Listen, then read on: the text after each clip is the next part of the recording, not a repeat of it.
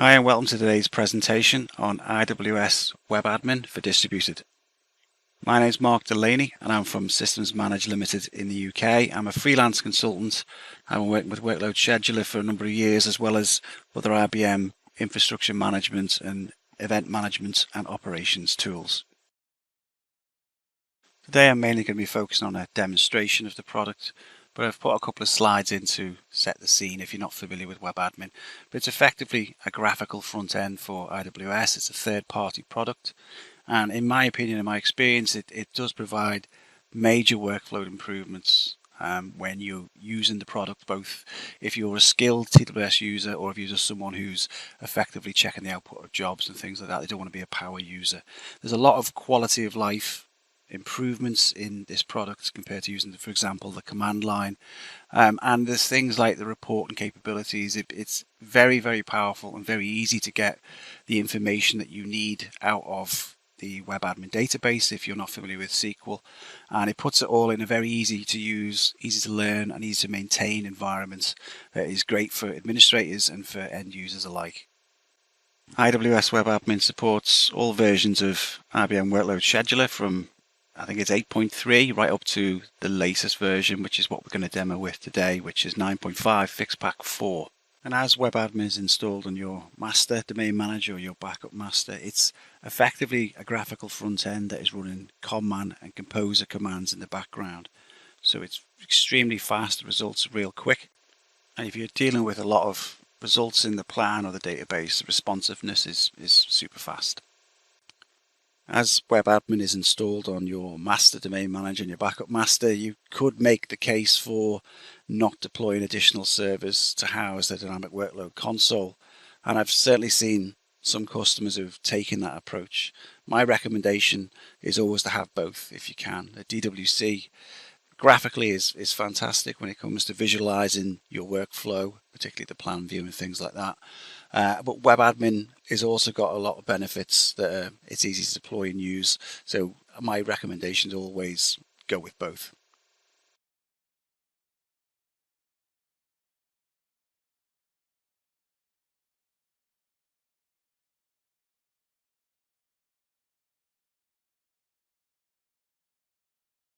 So heading over to the console, this single pane of glass that you get when you initially log on gives me all the information that I'd be looking for in a single view. In this case, it's showing me the user that I'm logged on to WebAdmin with, what is the Symphony file date for today, and the key things like is Batchman running on the master that this machine is logged into. In my case, what we're showing you now is I'm using WebAdmin on a backup master domain manager called BKM, and it's telling me the version of IWS that's installed is Batchman running, and is it connected to the database and the WebAdmin database. You can also see the version of WebAdmin over here, which is one of the latest release, and then you can go to things like the statistics of the batch that's in play at the moment. So if I look at the statistics, this is just a small development environment that I've got running on a home lab, so 11 workstations, but it's broken down in successful jobs and abandoned jobs. Now, one of the key differences between WebAdmin's view and the DWC is the layout of the batch jobs when you look at them. So if I just look at the filtered list of abandoned jobs, it will show, you can see from there is it will show you the job stream and the job on the same view, rather than a page for the job stream and then using a drop down box to go to the show you the jobs. It shows you in a single pane. This layout is more akin to the command view, or for any old school users of G-Command back when it was Tivoli Workload Scheduler, having the job stream and the job on a single page is what some users do look for. And it is obviously in comparison to DWC, where in some cases you need to use a drop down to go and see the jobs that belong to a job stream. So if I look at the job streams in the plan, then I can see all the job streams listed alphabetically or by time or by shed date. But switching over to the jobs view, this will make a bit more clear what I'm talking about, whereby you have the workstation, the job stream, then all of the jobs within them in a single view. So if you're looking to, discover issues with your batch, in some cases people have required that this is the view that's more preferable to them, what they would see in the command view, and as I say, from some of the older console views. So it's extremely fast for flicking through the plan. I mean, I've only got a couple of hundred entries here, but as I said in the intro, it's issuing command commands in the background, and it's issuing them on the master domain manager that I'm logged into. So it's super fast and responsive, even if you get to thousands and thousands of jobs.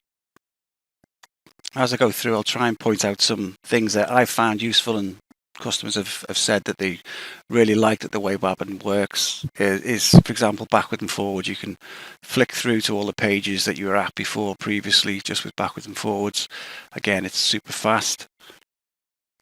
And there's little touches that when you start using them in WebAdmin, it's difficult to forget about them when you're using other solutions. So just the simple things, if I check all on this page, for example, and I do something like I want to cancel some job streams that are listed there, it will only highlight the job streams on this page. It won't go to the next one, because I've seen circumstances where somebody has done the check all on a list of job streams, for example, thinking that it's only going to cancel or affect the things that they're looking at, and it's actually done the checkbox against all of the entries, and they've had to do some recovery on that. So WebAdmin won't do that by default. It will just do a check all on the things that you can see rather than every entry there possibly could be.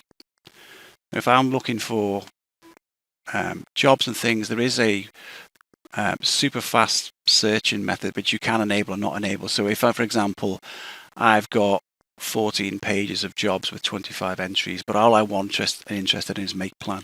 So if I just start typing this, it will immediately filter on make plan for any entry in the machine in the plan for this. So if you've got, again, a lot of batch and you're searching for a particular one, yes, you can go and set filters, and you can have pre-built filters, which WebAdmin has a lot of capability there. But if you just know the name of the job, just type it into the search it will do it super quick every time, and it scales really well. And sticking with the plan view, there is the normal set of filters that you could expect to see for plan-related activities, for job streams and jobs, and you can create your own and save your own for things that you're going to be using regularly on a day-by-day basis. You can set the filters for each of the item, job streams, jobs, and you can set them, you can share the filters with other users, and you can also do command level commands, which is, again, this should be pretty familiar if you're used to IWS and later versions. There's a couple of neat tricks that the plan view will give you in WebAdmin. So for example, if I'm looking for job streams just called mice, if I go back to my field, that will show me anything there that's got mice as the prefix. If I go back to the filter, I can do things like, well, there is a scheduled time filter that you can set, and you can also use relative filters. So instead of having to know what the date is today and then figure out, well, what was the date yesterday and the time, you can just set a yesterday shed time, and let's pick a time of today, for example, 9:0900. And then set the filter that way, and it will only show you the job streams from yesterday up until 9 AM today without you needing to type in the date or work out the time and things like that. So it will set them automatically when it comes to these filters.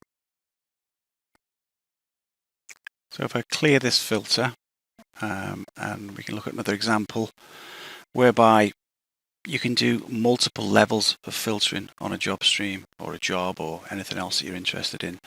So if I pick, let's just pick any random jobs that I've got here, sales results.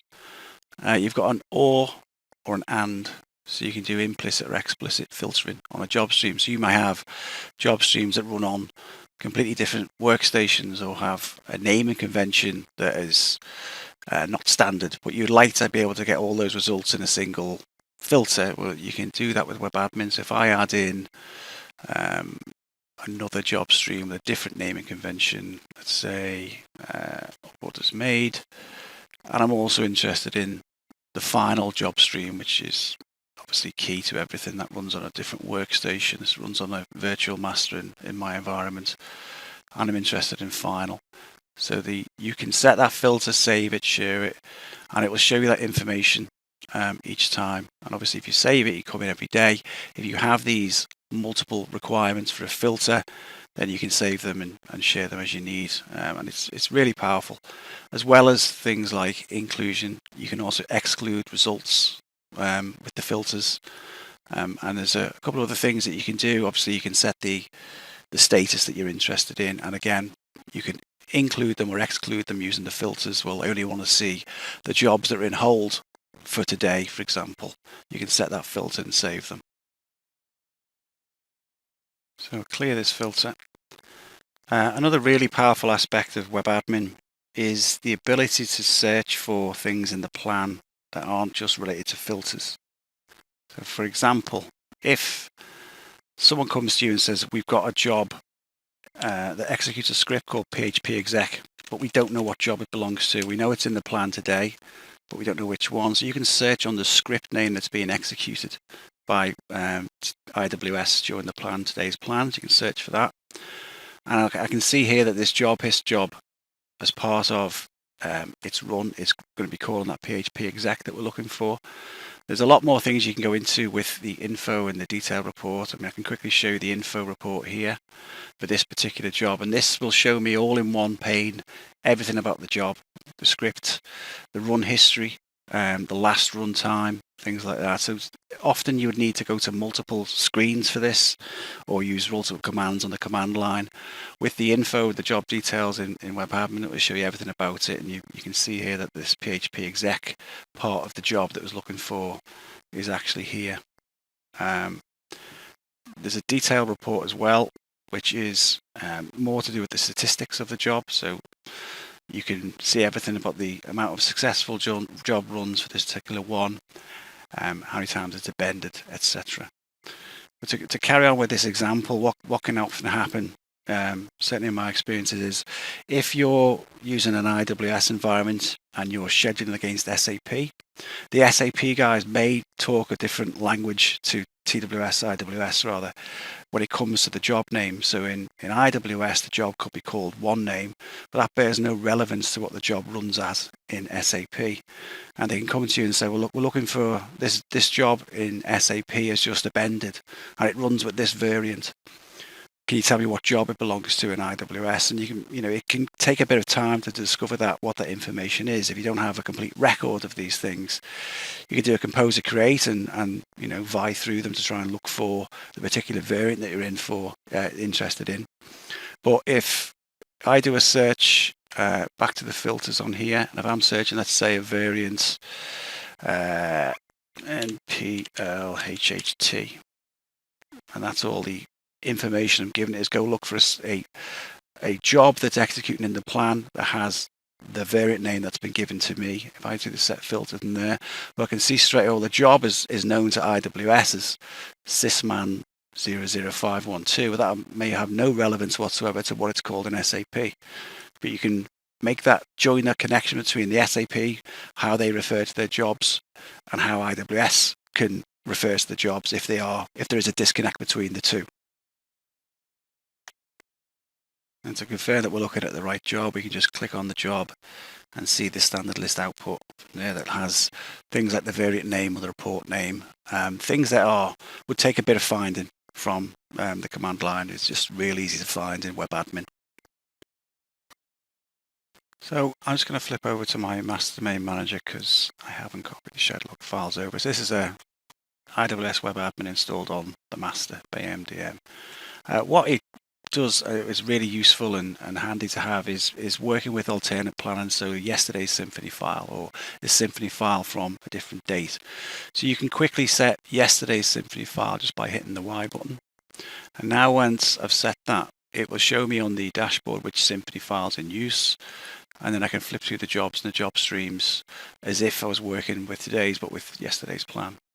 You can set filters on it. You can choose a particular list of the Symphony file that you're interested in, and the same behavior. If you set that Symphony file, you can then work with the jobs and the schedules exactly the same as if you're working on the current date. So it's really useful and really quick if you're working on troubleshooting or you want to see something that's happened previously. you can set whichever Symphony file you like. And to go back to the current one, just hit the C for the current, and it will flip back to today's. If we look at the dashboard at the front, it will say you're back onto the current Symphony file, and you can work the jobs and the job streams as normal. Some other things we can look at, if there's jobs that are waiting for a prompt to be replied, for example, and then we'll go and look at the executing jobs. Now, if I wanted to look at the job standard list for that, well, obviously you can just click on it and it will show you. But you can also do tail, so that when this screen will automatically refresh. So if this job had lots of output that was going to write over a period of time, you don't have to keep hitting refresh. You could create a duplicate tab and carry on with your work, flipping between jobs and checking things, but you can go back to this tab all the time. This will constantly refresh until the job's finished, and that's a really handy thing to have.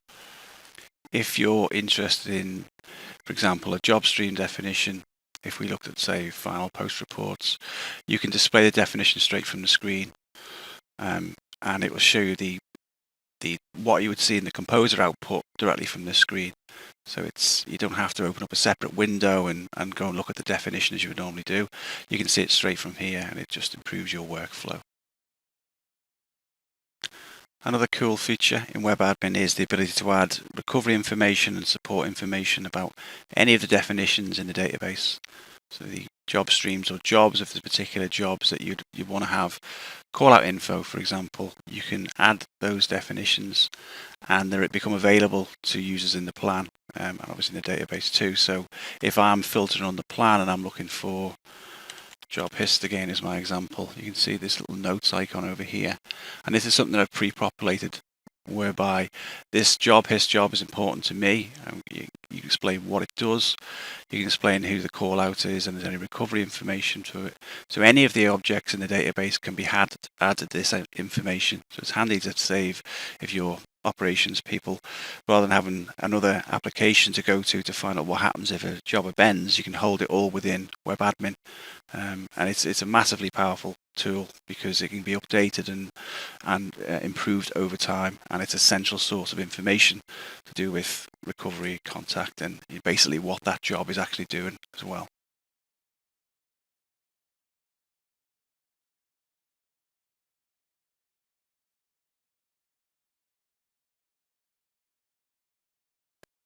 Moving over to the database now, the actions that you would normally take, such as adding a new job definition or filtering on an existing object in the database, that's what these buttons are for.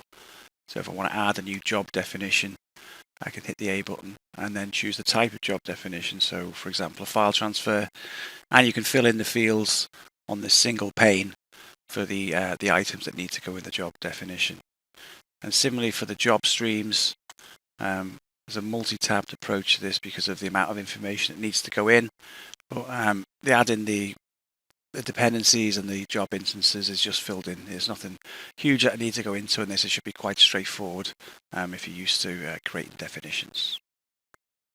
Now, if we're working on existing definitions, the filters, the jobs, the job streams, etc., you can have predefined filters the same as in the plan. So if I've got one that'll just list all the SAP jobs, if I load that up, that's a quick filter that I can set. If I clear that filter, the quick search is also there as well. So if I'm looking for make plan, it will quickly zoom in on the iterations of make plan in the database, and that applies to all of the objects. So job streams, if I want to look at final, it will zoom right in.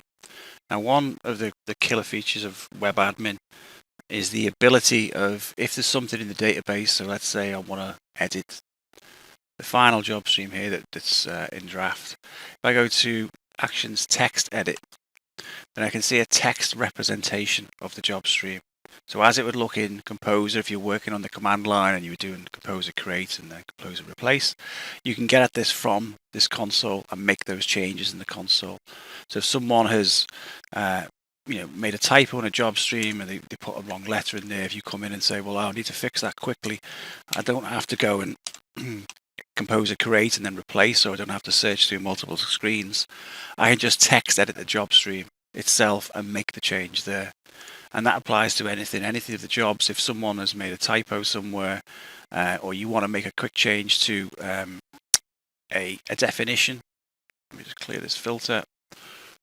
If I've got, there's lots of occasions where someone's created a job and they've made something wrong, or the wrong parameter has been used, or the wrong user's been used. Instead of going through multiple screens, you can just quickly edit the user in here, create a backup copy of it as in case you need to go back to it, submit, and it will save that definition.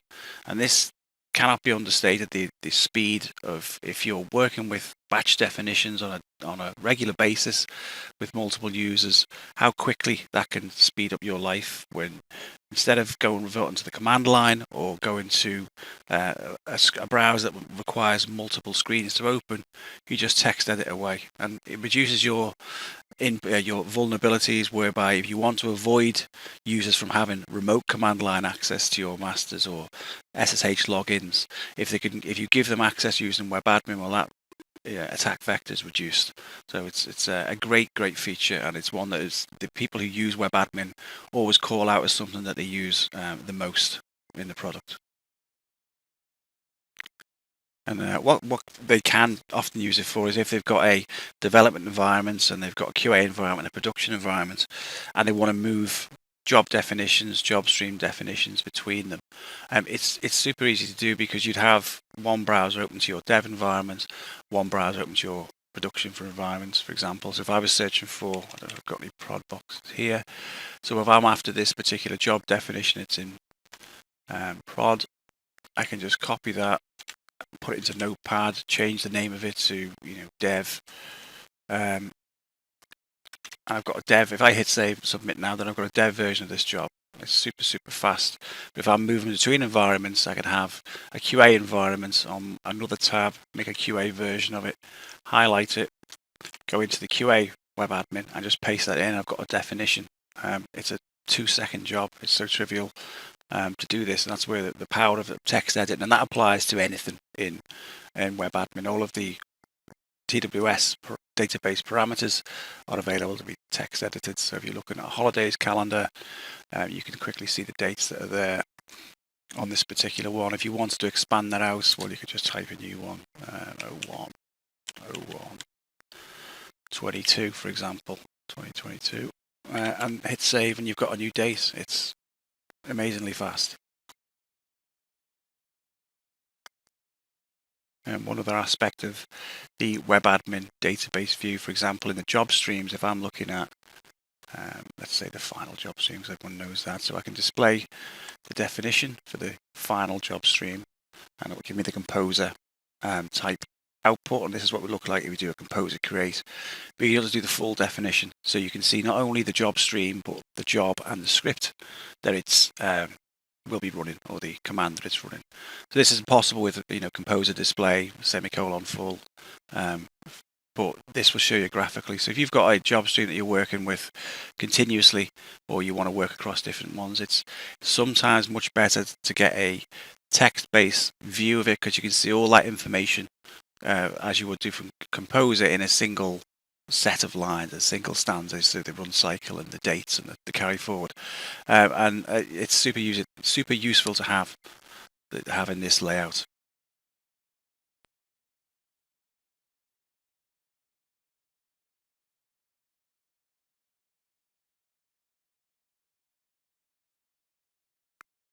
And now we'll look at some of the reporting capabilities of WebAdmin. They're all down here on the left. We'll go into a few of the examples. So the first on the list is for job history. Now you can quickly filter on a particular job that you're interested in. It allows you to have a filter for the last 10 days or 30 days, or a range, depending on how long these jobs go back in your database. So you don't need to know any SQL for any of these reporting elements, and you can do things like sort them in the format that you want. If I just, for example, say, well, show me make plan, it's for the last 10 days, you get the results. And you can save the report for later. You can store the report if you want someone else to have this, if you're tracking your throughput of your jobs, or critical batch that you're interested in, you can store that in the database for other people. You can even get a rudimentary pie chart showing you the success or failure or otherwise for the jobs that you're interested in over the period of time that you've selected. You can also do things like, well, I want to look for jobs the last 30 days that are in an abend status, for an example, or fail. You can generate that report and it will pull it back super quick. If you are maintaining these reports externally, you want to send them by email, you can do things like you can send it by Excel spreadsheet if you want to keep a long-term record for the status of the batch. So last 30 days, I will make abend and fail again and send this CSV, generate the report, and it'll open up in Excel, which can easily be formatted in whichever way that you like, and you've got the same information there. Very quick and easy to use. So there's a lot you can do with the formatting and things you want to make it to how you prefer your reports. You can look, so this is just relating to particular jobs and their statuses. The job detail, we've sort of similar seen this before from the plan view. If you're interested in a particular job, you can get all the information about that from a single page. It's just that it's in a different location. So everything about this particular job, whatever may that be, the statistics and the runtimes, etc., is all there. Under IWS Activity is if you're interested in a particular workstation. So let's say I'm interested in BayDM. You can see the number of completed jobs, active completed jobs, or all jobs for a particular time period. And you can count reruns, etc. If I generate this report, it's the activity on this particular workstation for the period. So this is October, September. You get the idea. And it's useful for when you're looking to decommission agents and you want to see, well, the last time something's run, this activity report can really help with that. Production planning is for running forecasts.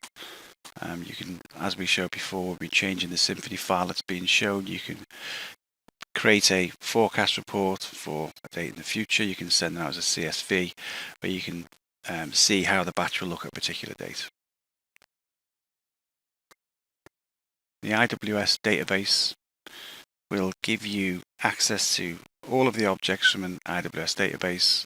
If you want to dump them all out, if you want to see all of the jobs that's in my database, for example, well, if it will tick these boxes, pull everything from about a particular, all of the jobs or the prompts or the resources that you're interested in your database, but you can filter it down. So if I wanted to look at all of the jobs, particularly on BayDM again, you can sort which priority you're going to be used for the output. You can set a title. If I generate that report, that's all of the jobs that exist in BayDM and everything about them, description, what they're running as, what script they're running, those type of things. So all of that information there with the runtime is available, and because it's in this format, it can be stored and saved and exported again, like we did before.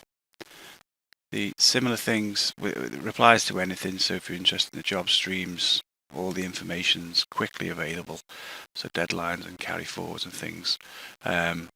All of that is available. Draft jobs, job streams rather, is all there in the database. Now the cross-reference database reports are very powerful in that they can search the relationships between a job and a job stream or a calendar. So I'll go through some examples, see what I'm talking about. So if I go to the jobs, if I list, again, we'll go with make plan just because it's familiar. If I generate this report, what it will show me is the membership that this job belongs to. So make plan is part of the final job stream on-prem VMDM, in my case on BayMDM. So if you have a job that's used in multiple job streams and you're interested to see, well, is this job still being used?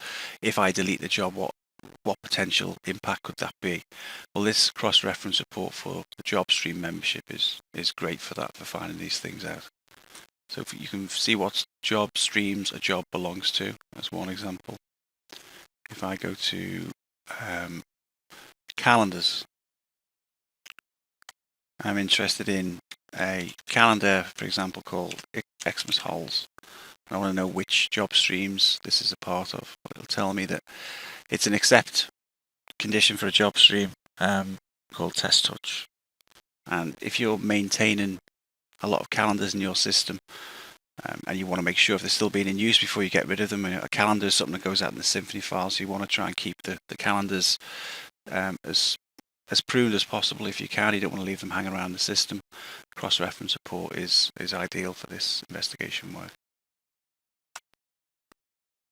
Let's look at another example for resources. So I know I've got a resource that's called drives. So what are the dependent objects of this resource? It's telling me that this resource assigns to BADM, units available. Again, it's useful if you've got a lot of batch in the system. It can sometimes become overwhelming to understand, well, we know what we jobs and job streams are, what calendars are used by the job streams, resources prompts. It's a super fast way of dialing down to get that information out of the database, which may not be immediately visible. And like we saw with the plan work that we've looked at before, one of the things you can search on is scripts. So in the earlier example, you can do an exact match or a contains on a script. So you could have thousands of jobs in your system, but I'm interested in one that was called PHP exec, which jobs runs this particular script. But it'll show me straight away I've got 2 jobs defined that contain that particular string that I was interested in. Again, it's very useful if you're working with SAP and they're talking about variants and report names that don't leap out to you as a job, a Stdlist job that you recognize. Go and use the cross-reference support and that'll help you narrow it down. Now, critical jobs is an interesting one. The critical job in WebAdmin operates outside of workload service assurance. So workload service assurance, if you want to see critical jobs, you'd flag it as in the database definition as a critical job, and workload service assurance will work backwards from that job to show if it's going to reach its deadline. The critical jobs in WebAdmin, you can create your own list of critical jobs and track them separately from that. So you don't have to worry about impacting another batch on the system. And each user of WebAdmin can have their own lists of critical jobs. It doesn't affect their performance, it just allows them to track them more easily within the console. So to show you what I mean, I've got on my user that I'm logged in here, you can manage my critical jobs. And I'm interested in make plan. So this is something that I'm interested in. And just to show you what I mean, if I go to the final job stream, look at that one on here, and then go to the display the definition. Workload service assurance, you would have a job flagged as critical. But you can see in this final job stream, make plan doesn't have that. So I'm not going to affect anything. I'm not going to prioritize batch or anything like that. This is just for tracking what I deem as critical jobs, and another user can have a completely different set of critical jobs out of their suite of jobs that they want to keep an eye on, and they can create their own lists in WebAdmin. And you can let's see, just look at the make plan list. Now you can have your own list of these things, create your own reports every day that you come in, and it's useful for different teams who've got different ideas of what they deem critical. So a whole HR suite will be different from what I'd be looking after as critical. They can track those own lists and add to them, and as before, store the reports and share them with other team members, those type of things. And looking at the SQL query, the other reports that you can run don't require any real knowledge of SQL, whether your database is DB2, Oracle, etc. Now, the SQL query, you can run your own SQL queries if you're that way inclined. So there's 2 databases in play. There's the WebAdmin database that has extra tables that it brings to the solution that are outside of the IWS database. So you can see, if you're writing your own queries, you can see the schema and the table names and those type of things, any views available for it. If you're writing your queries against the IWS database, well, you can see that too. It's a quick way of understanding how the schema is laid out. So if you look at the calendars view, the type and the size when you're building your queries. So if I use an example, I have got, so this SQL query, my backend for this is a DB2 database, so I'm pulled against the MDL job statistics view. This particular query is showing me all jobs that are in the database that don't belong to a job stream. So this one's handy if you want to do maintenance, if you're being licensed on per job, those type of things. You want to keep a handle on the amount of jobs in the database that could potentially be submitted in, and ones that aren't in a job stream are a good example for something that could maybe be archived off. So as before, you can save the query, you can store the output. If you're knowledgeable about SQL queries, you can do them direct from the console without opening up a command line. Another example could be if you're interested in the runs of a particular job, which one ran the longest, for example. So just using again job hist as the example, paste that in, execute the query, and you can run the normal SQL joins and select from the IWS WebAdmin database or the IWS database itself, and you can capture that information in the console. To finish off the reporting, there is the user-defined reports and the stored reports. So user-defined reports are those reports that users have created either from using the WebAdmin menus to create them for IWS Activity, and stored reports is the output from them reports. So you as an administrator can see the reports that your other users have created, and some that will have they've created themselves or they've shared to other users. And in some cases, you may want to prune them down, or you want to check with the user if they're still required, and you as an admin can manage them and get rid of them and share them yourself. Those type of things.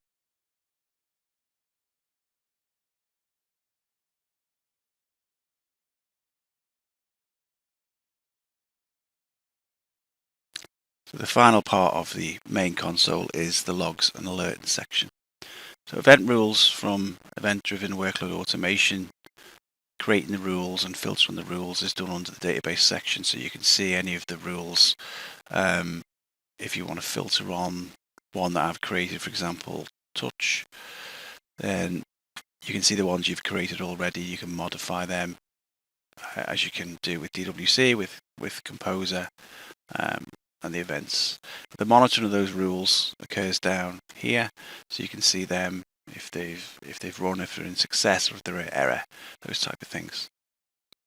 The actions that were taken on the rule firing or succeeding or going into error, they'll be listed down here. And if you're writing any log messages as well, you can filter on them from here. I don't have it on this system, but you can filter on the severity and the warnings and the error status.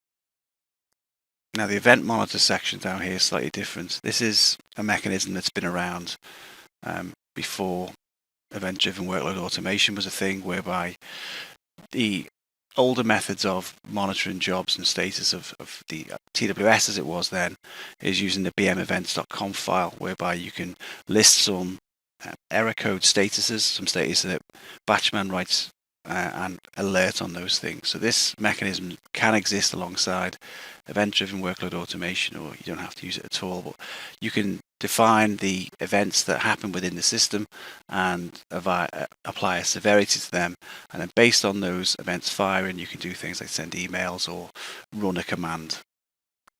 And based on the outcome of those events that have been tracked automatically, you can filter down on, well, I only want to look at events of a global prompt issued, for example, or events of a particular severity, and you can set them and it will search through the logs and present them to you easily to see. The database and the plan audit logs, if you've got those enabled using Opman, the output from those log files is available in the console. You can make it available to just the administrators or to certain sets of users, but any of the actions that have been taken, the plan of the database can be set and can be filtered on. So in this example, I'm filtering on the last 2 weeks of the database, what actions were taken, and you can filter down even further. We'll say, well, if I'm looking for something like a make sec, if someone has updated the security file on a master or a backup master, you can search for just those actions being taken on the system over a period of dates or a date range, and you can use that for auditing purposes. You can break it down by, well, I want to know what happened related to a particular workstation. If someone has changed a definition, you want to know, drill down, when it was done and who it was done by. If that information is all in the database audit log file, rather than going through VI or command line, you can filter out with the console using the filters here. And just the same for the plan. If you want to track people's commands that they've issued, either through command line or through WebAdmin itself, that's all held in the audit logs, and they're accessible and searchable, and you can filter on the things that you're interested in. Again, if it's make second been taking place, or drill down onto a workstation or a particular job that you're interested in too.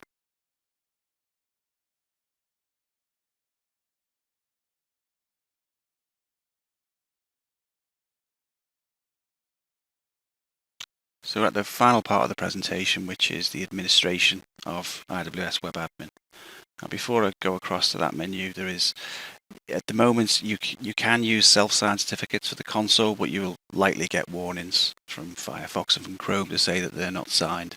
So it's really easy to import your own corporate certificates. It's a one-liner command, and you can rotate them easy enough so you forget the padlock at the console at the top. Now, if you're an admin, there's a specific group held within WebAdmin that says you're an administrator. If you're not, you won't see this link menu here that says take me to the administration page. So I am logged on as an administrator at the moment, so I can get to this. So on these pages, you can do things like the maintenance of the product as a whole, the authentication to it, and the users who can access the console. So if we look at the authentication configuration at the moment, it's just pointing out that I'm using operating system authentication right now. So the users who can log on to WebAdmin have to have operating system accounts on the master and the backup master. But you can link it to LDAP if you want to as well. You can set up rules where they say, well, if someone fails to log in after a certain number of times, lock them out, which is great from a security aspect. Or you can say, well, only users that are in specific auth users file can log on. So if someone else tries to log on, they won't get access at all. And you can deny people. If someone's leaving the company, you can deny them easy enough by adding their usernames into the console, and they won't be allowed to log on. The user administration is extremely powerful when it comes to who can do what in the console. Now, as always with IWS WebAdmin, the security file is the final say in the matter. So whatever is written in the security file allows what a user can do. So whether they can see the actions or the menu items in IWS WebAdmin, the security file will always have the final say whether they can actually take those actions. But with WebAdmin, you can get more granular. At the moment, I've added a user called Joe Blogs into my security file, and you can import them directly from the security file, and they'll show up in the console. So once they're in here, then you can decide, well, what do I want this user to be able to see and do when using the console? So if I look at this Joe Blogs user, well, first of all, can they log on? I've allowed this user to log on, and I've customized their menu and their actions. So what I mean by that is if I tick the user, if I do define the user menu, it will show me all of the menu items that we'll get on the left hand side of the screen. Now for this user, I probably don't want them to see things like submit Jobstream, submit job. They could be a user that just wants to monitor the output. So why complicate things? You can just remove the menu items. So as far as that user is concerned, they don't exist, and you can make a call on which things you want them to see. So I want to take away things like SQL Query, save reports that might belong to other users, things like event rule monitor. So you just uncheck those menu items, and they won't appear for that user or the groups of users. So I'm looking at a particular user here, but I can go to groups as well and say, well, anyone who's in a particular stanza, the same thing applies. All those menu items won't appear for that groups of users. So you can do it individually or by a group. And if you define the action button, so once they've got into WebAdmin, you've allowed them to log on, well, in the top panel where they're highlighting a job or a job stream, what will they get at the drop down? So you can also say, well, I don't want them to even see things if they're in the planned job list. I want to take away the drop down menus that say, well, you can cancel a job or you can rerun a job, even though, bearing in mind, the security file will always stop them from being able to do things they shouldn't be. Again, why complicate things? Just take the actions away from the menu item, and they won't see them in the first place. So if I just open up another console here and log on as Job Logs, so I'm logged into the same system, but you can see on the left hand side the plan has a few less options, and there's very few menu items on the reports. And if they were to look at the jobs list, for example, and they decided they want to look at this job, from the actions, the defined buttons I've only allowed them to have is priority, and we've taken away other things. But you can coordinate this and customize this as much as you want. The best thing to start off with, what do I work out from what your user needs to think, and then just as you would with a security file, group them together with the rights that they're going to have, and then make your customizations as appropriate. So I've logged back in as my admin user to go back to the administration page. Any of the things that can be saved by a user, so the reports that they've created, the notes that have been created when we looked at the jobs and things before, where there was specific notes created for jobs, you can administrate them from this bit where you can prune them off, you can decide whether they're going to be needed or not. So you've got, as an administrator, full control. The things like filters that users may have set, you can decide if they've shared them for all users, well, that might not be appropriate in some cases. You can get rid of them if you want to, with all those type of things. The backup administration, so if they say, you can force it whereby whatever a job is, be it a job or a job stream or a prompt, is being modified, then a backup must always be taken, and you can decide, well, which do I need to keep these old definitions of these job streams. You can delete them, you can compare them if a change has been made, those type of things. When we looked on the earlier section, we were talking about events, configurations and alerts. Well, this is where you would set those up, whereby you can tell which, this is the IWS WebAdmin specific events, whereby you can say, well, I'm looking for a particular change that's happened in the IWS infrastructure. What severity do you want to assign to those things that are happening? You can create your own custom events. You can create your own severities of, well, I want a job that happens. If a job with this particular name on this workstation, well, I'm going to make this as a critical event that I'm going to save. So you can administer those things from here, and based on those things, fire it in the system or what to want to do. Do I want to send an email if a job is appended, or do I want to run a command? So it's very familiar stuff. Another handy feature of administrators is the IWS log file. So this is the log files that are created by WebAdmin that usually would generally have to SSH onto the master or the backup master, and go and see what those are. But this is displayed in the console, so it would just save you a bit of time. If you're looking for an issue, then those previous log files can show up here. You can also do things, well, I want to search on just Batchman that happened on this particular date, and it will filter those down. So if you're in a troubleshooting or a pressure situation where something's been cancelled when it shouldn't have, or mailman's unlinked on a workstation, you want to know what happened, well, you can search on them really quickly from the WebAdmin console. And the last couple of things to close it off is, well, the mailbox files.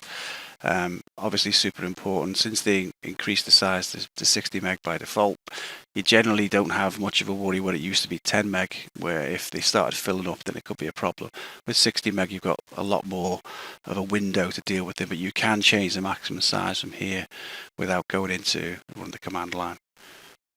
And lastly is the database cleanup. So the history of the jobs that are being held in the WebAdmin database, and things like the events. So if you've got a lot of jobs firing throughout the day and you're using the inbuilt eventing, you might want to keep that to 2 or 3 days if need be. Lastly, license administration, which I won't jump into because you'll see my key. So that's it for this portion of the demonstration. Just go back to the main page. So we'll do a wrap up and then we can finish this off. A quick recap of some of the features that we've looked at in the presentation. Working with the plan, you can type in the name of a job or a prompt or a job stream, and it will immediately filter on them in the plan really quickly. Most of the information is a single pane with a single click access to info, so you're not going to need to open multiple windows, and you're not going through menu diving.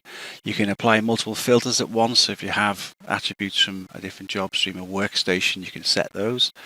You can use relative time filters, so yesterday and today, so you don't have to remember which day that you're on, and you can have a report that's set up that sets these relative filters repeatedly. There's notes that can be applied to the batch. You can have your contact info, recovery procedures, things that your operations staff may want to see, and things like working with previous plans. It's a simple matter to move to an earlier Symphony file and be able to work with the plan as if it was today's. The database reporting, we saw we could do text editing of all the definitions, so it's super quick and easy to make a quick change to a job or job stream. Or if you're managing and you're moving things between environments, you can just edit the job stream and do a search and replace and paste it into the new environment. Things like dependent objects, if you're trying to work out where a calendar is, which job stream it belongs to, or which job a job stream belongs to, then the reporting there is really easy to use and manipulate. The inbuilt reporting allows you to do auditing and reviews of your batch to get better workflow. You can report this output directly to Excel, and anything in the database is easily available to anyone. You don't need any knowledge of SQL to get information from the database. And you can do things like create your own critical job list, and there's also the event reporting as well. Finally, some contact info. So the product is made by Horizont. There's the email address if you want to get in contact with them. And in the US, you can contact Cegis for any more information of documentation and things like that. I just want to say thank you very much to ASAP University for giving me the time to present today, and hope you found it useful. Thank you.